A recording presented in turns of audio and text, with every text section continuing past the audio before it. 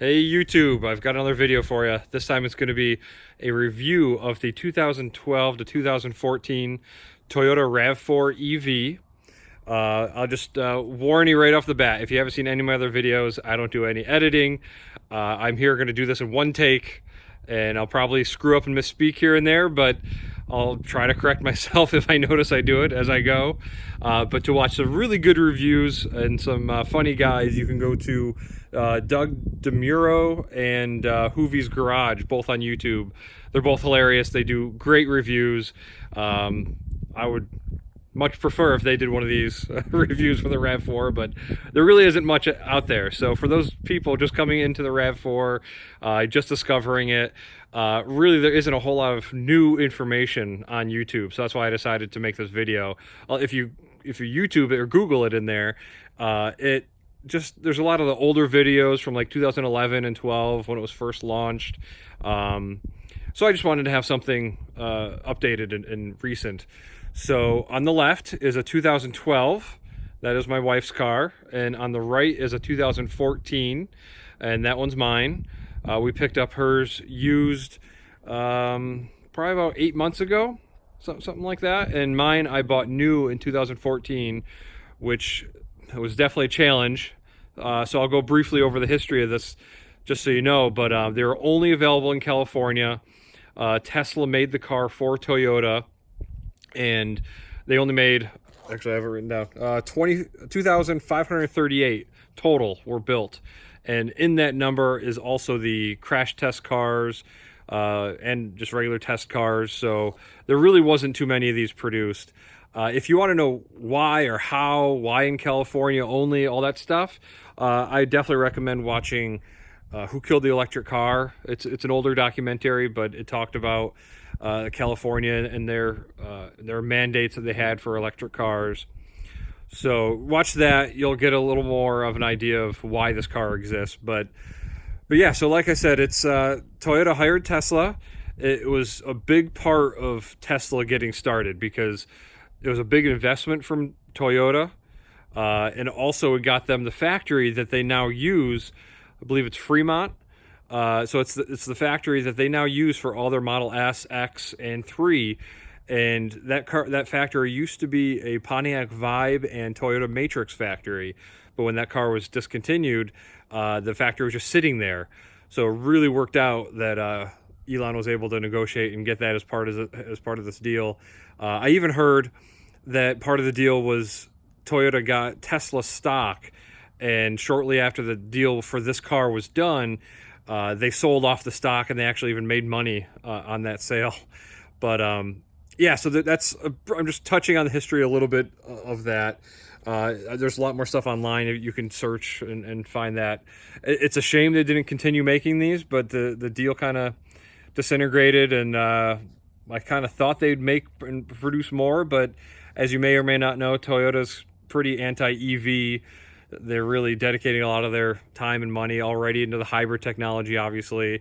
And then they're all about hydrogen, which I don't agree with. I love plugging in at home, but that's the way they're looking. All right, so this car was only available in 3 colors. That was it. Blue happens to be the rarest color. I know, which is kind of funny. You're looking at 2 of them. But there was also silver and white was the most common color. There were no options whatsoever. You took the car as they made it, and that was it. There was no fast charger, no leather seats, nothing special. Doesn't have a ton of bells and whistles. It has the alloy wheels from the limited RAV4. But yeah, I had a 2012 Prius plug-in before this. I had the advanced version, and that was way more advanced than this car. I'll show you the inside in a little bit, but no laser cruise control like that car had, no moonroof or anything. But it's still a great car. It has all the options that I need and I'm happy with. Of course, extra stuff is always nice, but you don't really need it just to drive a car down the road. Only available in California. So in the very beginning, from I think 2012, maybe 13, Toyota dealers were selling these to people out of the state. There's a guy up towards Rochester. I live in Ithaca, New York. There's a guy in Rochester who has one, and he has a 2012, and he was able to get the dealer to ship it to him here in New York, no problem. But the Toyota shut that down. It's something to do with the carb credits. I heard you had to have the car registered in the state for 3 years in order to get all of the carb credits or something. I'm no expert. It's on the opposite side of the country, but if you are curious, you can definitely look into that. So that's why they wanted to keep them in the state, and I had to do a little work to get this. I had to, thankfully my aunt lives in California, so we said I lived with her, and we made up a lease, and we basically, I shopped around. I told all the dealers exactly what I was doing, that I live in New York, that I want this car, but I'll do whatever it takes. And they all said no, except for one. And one was like, yeah, I don't care. Yeah, no problem at all. So he loaded it up onto the truck for me.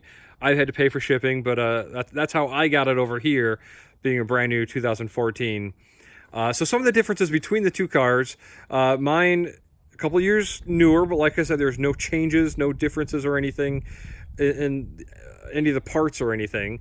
But my car has 63,000 miles, so my car's on the right, and her car has, what was it, like 38,000 miles, something like that. So because her car is older, but it has less mileage, interestingly, she has slightly better range than me. She still has her winter tires on, but even with those, she has a little bit better range. It just, mine is degraded a little bit more than hers. And then I'll show you the inside. I added a couple little mods to mine.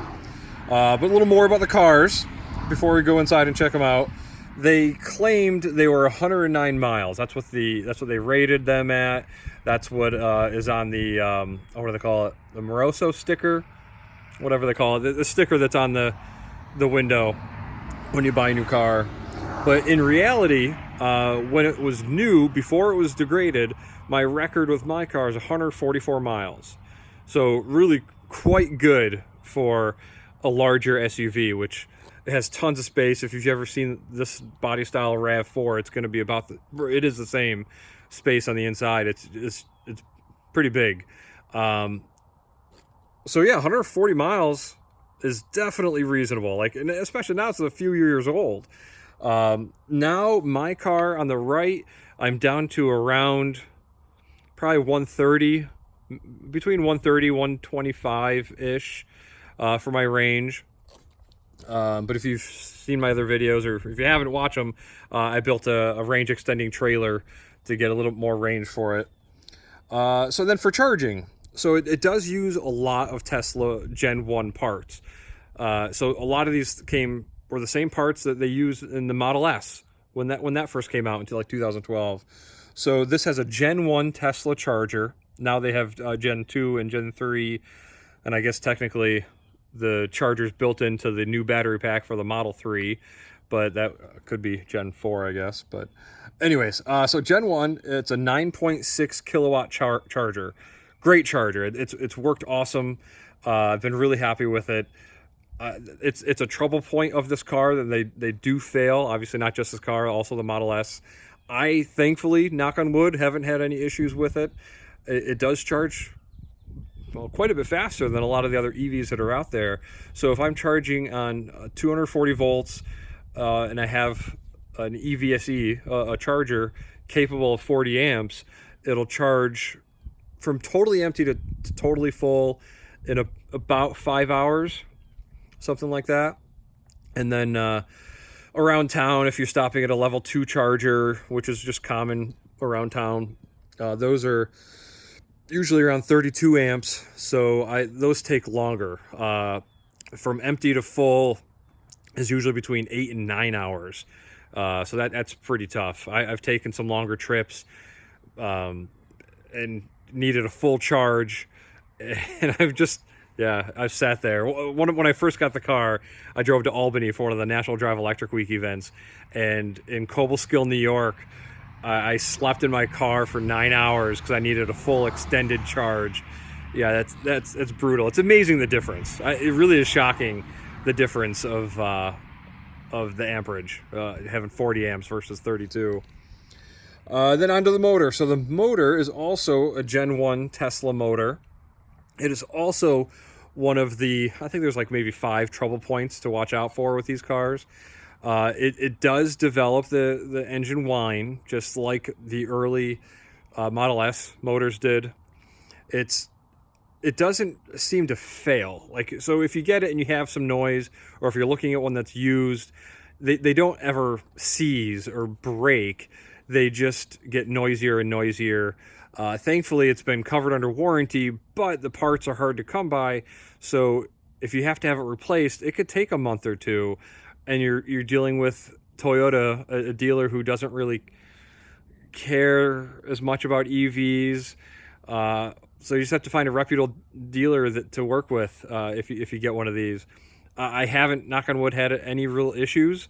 So the dealer here in Ithaca has been fine.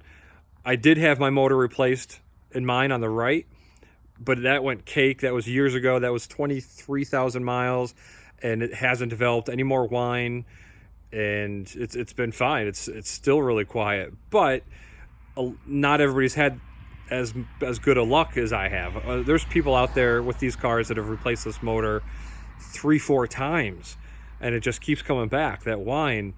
I think personally it can depend on how you drive it. When I first got mine, I was doing burnouts. I thought it was awesome, and I was peeling the tires and stuff, and I think that added stress really hurt the motor early on, and I haven't done any of that since. Just on very rare occasions, showing off, I'll chirp the tires a little bit, but I really haven't pushed it. So her car on the right has a bit of the noise, but it's not that bad yet. It's definitely tolerable, but at some point before the warranty is up, we might have them check hers out as well. But it's fast too.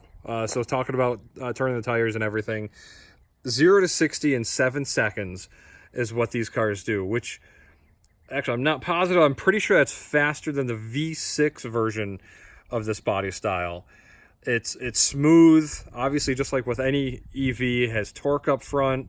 It's fun. It's a fun to drive SUV. Let's see. Then I'll talk about interior space. So I can open up the car. I can show you that. I have my seats folded down and my car on the right, and then her car, we have a bunch of stuff in it because we have a dog and we have a 10-month-old. So, oh, there's box wine. I forgot that was there. Nothing but the best here. So you can see a good amount of space. We had a Prius before this, like I was saying, and it really just wasn't enough room. Once we had Caleb, our son, we needed more space, especially for trips, stuff like that. We definitely needed more room. The dog crate takes up a lot of space, and then imagine trying to fit some luggage in there. It definitely is difficult with the Prius, not as much with this one. So here is the seats folded down, and here I fit a ton of stuff in here. I have rental properties, so I'm always moving tools, moving stuff. You can put a dishwasher in here along with all of your tools. I've put the cement board, the tile board in here. It fits in here perfect. I used to have a piece of cloth that would cover that up, but I haven't really moved anything dirty in a while. I know this looks dirty, but it's been there for a bit. Yeah, so it's been great. I love having all the space in here. You really can't go wrong. All right, then inside, a couple of things that I liked that I wanted to add. I just made a video about adding the brake controller. So that's something that not everybody needs, but with what I'm planning and the projects I have coming up, I wanted to have some kind of brake controller for trailer brakes, just to take the stress off the Rav4 brakes a bit. Then I added this little push button here. I know it's a gas symbol, but that pops open my door for the charging port. just kind of a goofy little mod. It's from I think a 2012 plug-in Prius, actually. I took all the wiring harness. It wasn't cheap. They're all OEM parts, and I added them. Normally, it is right down here. So you have to pull this lever, and that opens up the door. I did it because, I mean, I thought it was kind of cool. I thought it was neat. And I like working on little projects and stuff with my cars. But a lot of the early adopters, people that were into it, they said the door was sticking. And I don't know, I didn't really have any problems. My wife's car is still OEM, and she doesn't have any problems. But I thought adding this would be nice. All right, onward. So then I also relocated the sport button. So right here, this is normally up there, but I wanted to have a display. So that little display that's there shows the input at the J1772 plug, the input voltage and amps, just because I take a lot of trips and I want to know exactly what it's charging at. So I needed to make room for that display right there. So I had to move this sport mode from that location there. So then what was here was the USB. I can actually show you in my wife's car. Over here was the USB and AUX jack there. So I moved this into a spot. There's a spot down here. So that's where mine is in my car. You can see in hers, there's a sport mode button. So just small little details that I liked and I wanted to make the change. Huge display. Well, actually, let me climb in here and power it up and show you.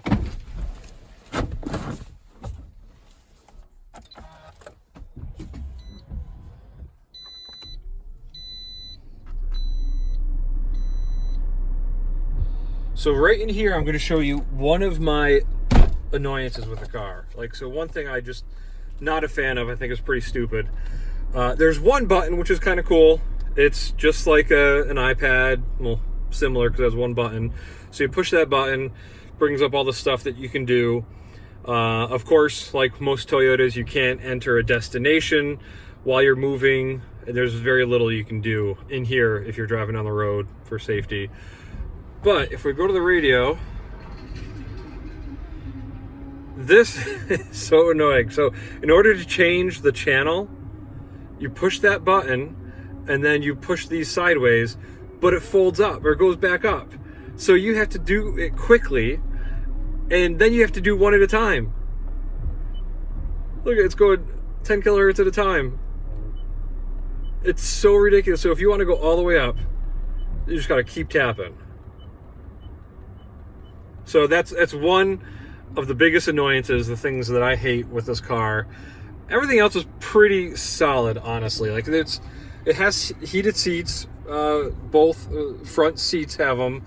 No heated seats in the rear, but the other Rav4s didn't have that either. The display is nice and big. Like if you go to the map, you're gonna see where I live. But yeah, it's nice. There's definitely a lot of room. It's comfortable. The seats are good. I like the steering wheel controls. That's how I usually control it. So here's volume up and down. So that's moving up and down. And this will do track up and down. It'll go through different channels. I don't have satellite hooked up right now. Oh, that's another little thing. If you go down and your next channel was a satellite channel, you have to go back to the radio. So see, these are all your presets here.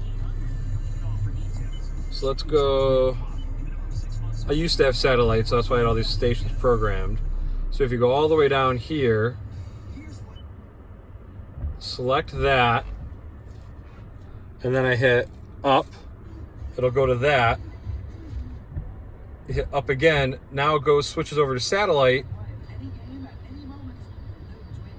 And now you can't, I'm pushing the button and it's just not flipping through anymore. Oh, there it goes. Well, anyway, it's quirky. It really is kind of weird. It's not smooth, pretty sluggish. I used to be in the car audio world. I used to install car audio, video, all that stuff, and that part of me hates this radio display and system, but it works. It's okay. And because at least I have these buttons here, it's manageable. Then you have Bluetooth. So it's Bluetooth data and voice. So you can play Bluetooth from your phone for music, because there is a difference. Sometimes cars only have Bluetooth for phone calls, but this car has both. Pretty much most of the newer cars do have both, where it's data. You can play phone calls or music from your phone.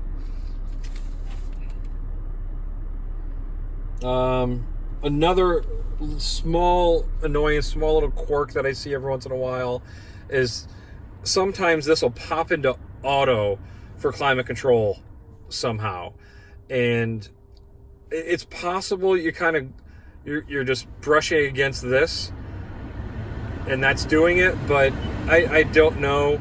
It seems to happen more in my wife's car.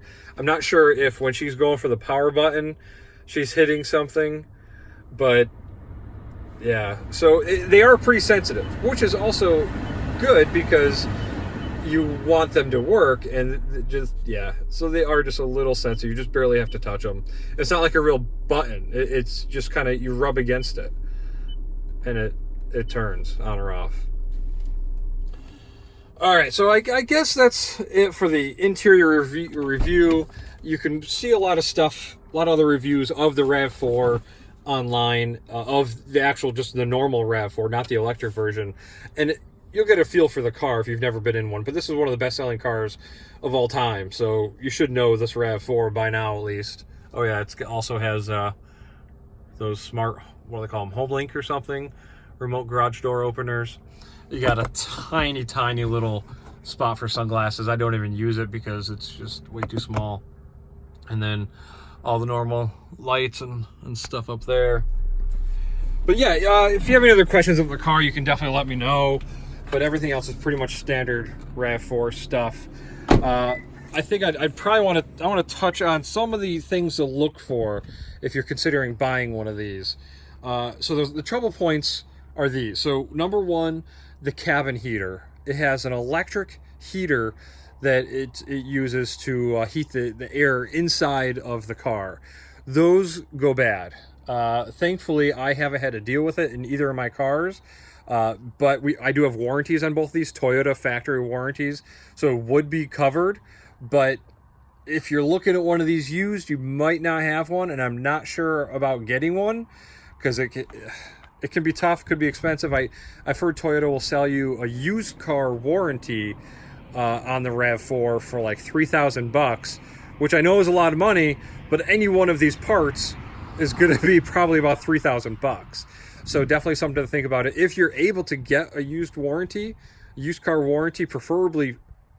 I mean, I would really only get a Toyota warranty. I've heard of people being burned from aftermarket warranties from the dealer or something, because these parts are so expensive and so hard to find. You really want a Toyota warranty. Knock on wood, though, I really have had like no issues. Like I said, just the motor, and then I was in there, a coolant pump went bad, and they replaced the coolant pump. So that's it. I've had this car for 4.5 years. Those are the only two problems, only 2 times I've ever been to the dealer. I love this car. It's been wonderful. And so far, knock on wood, I'm going to keep saying that, my wife has had 0 problems with hers. So the cabin heater. Definitely make sure you turn the heat on when you're test driving the car, when you're checking it out. Make sure the air gets hot when you're in there.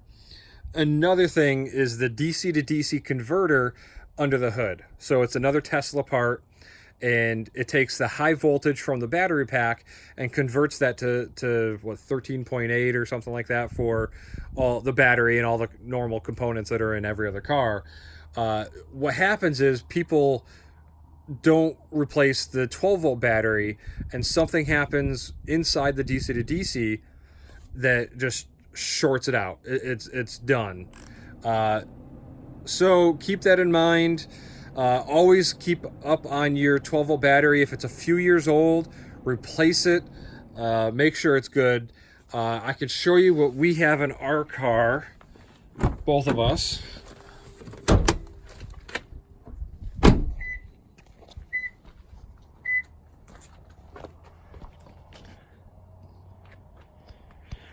I'm trying to hit my screen. I got a message on my screen trying to close out. There we go.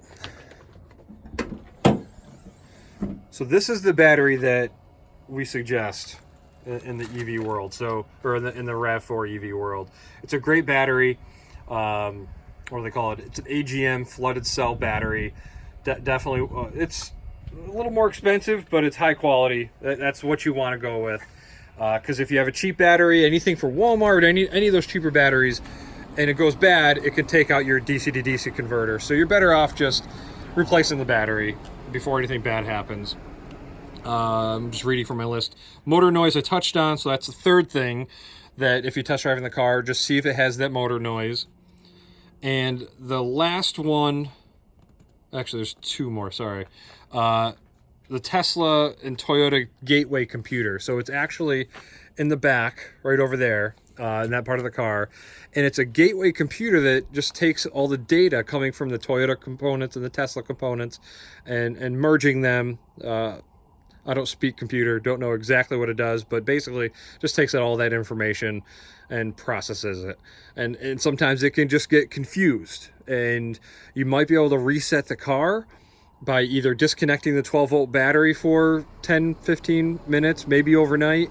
Or the other thing you can do is turn the car on and off 5 times with the power button. Those are the two tricks that we have.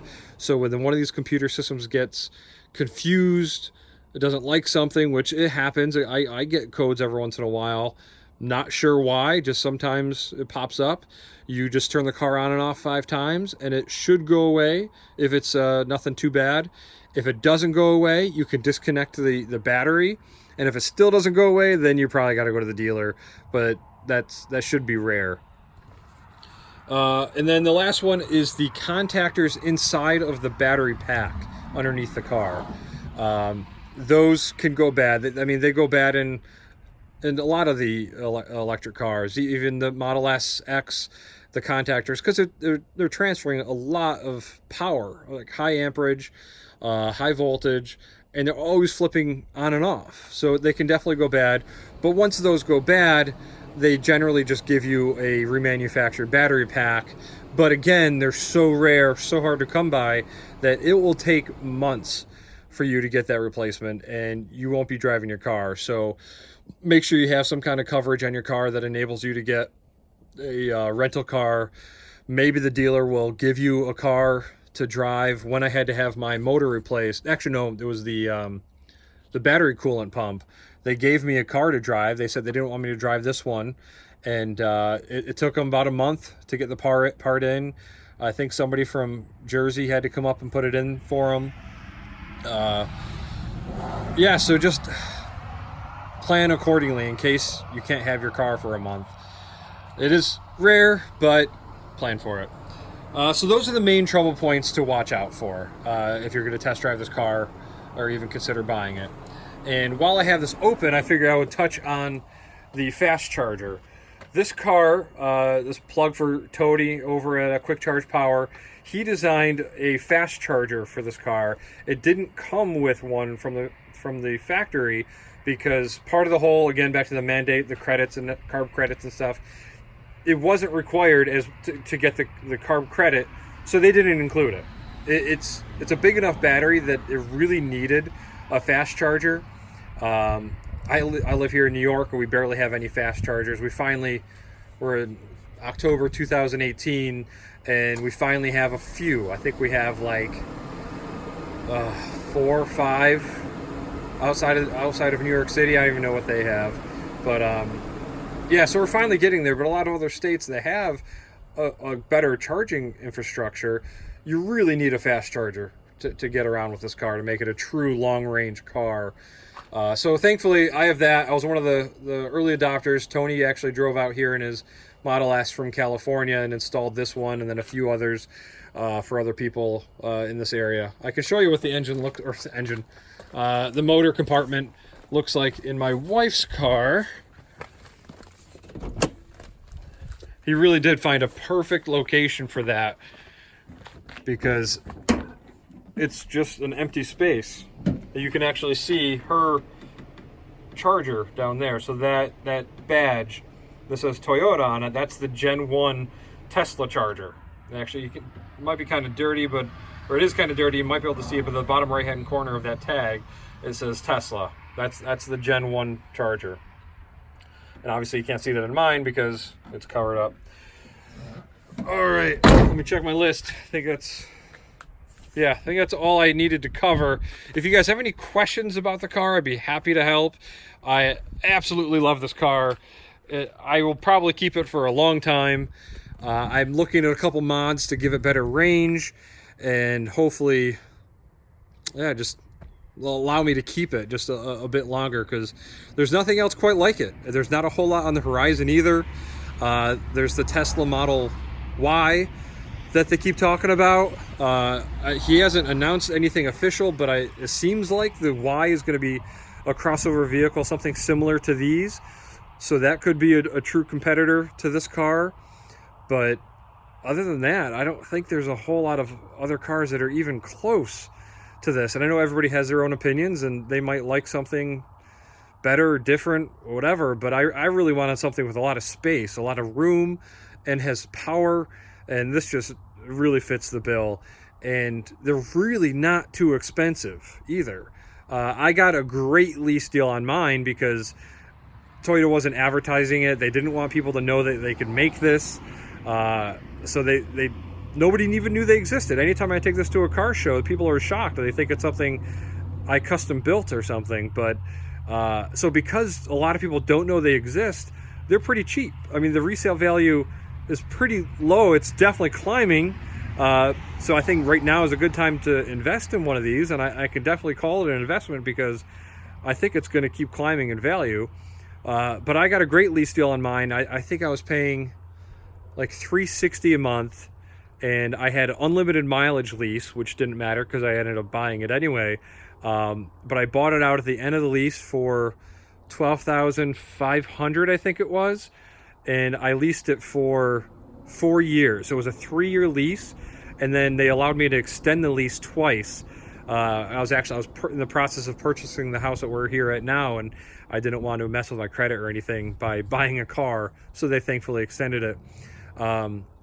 My wife's car, we got a smoking deal on. I'd been watching for a while because we wanted a second car for her to replace her Prius that we had, and I got this car from Denver. So obviously both of them required shipping. That was her car. I think was about $1,000 to ship. Mine was about $14,000. But we paid $13,500 for this car, which is one of the cheapest I've seen in a long time. There was one in California that was $10,000, but at 100,000 miles.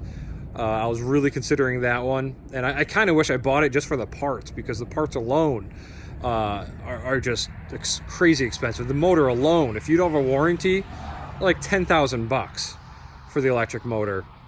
But luckily it should be covered under the powertrain warranty depending on mileage and year and everything. So since we bought this for $13,500, the value of this has already climbed. So right now the cheapest ones you could find are around $15,000-$16,000.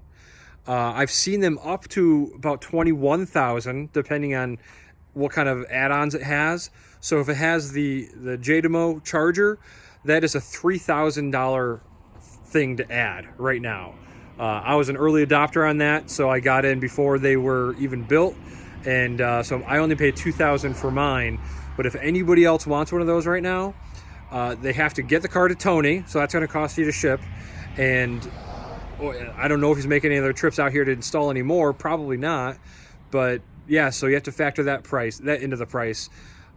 There's no leather seats, nothing else, so there really isn't anything else to include. But yeah, it depends if it has JDMO or not. That's the big one. All right, guys, for real, I think that's it this time. If you have any questions, definitely let me know. Sorry for all the ramblings. Hopefully you got a good feel for the car. If you're considering one, just get it. They're awesome. It's very reliable. I know a lot of people say online it has iffy iffy lifespans, iffy parts, but it's been great car for both of us. But yeah, I hope you guys all have a great day. It's a nice cloudy day here in Ithaca. I've been trying to do this for weeks, and it just finally stopped raining long enough to make this video. Holy cow, 35 minutes. All right, guys, I'm getting out of here. See ya.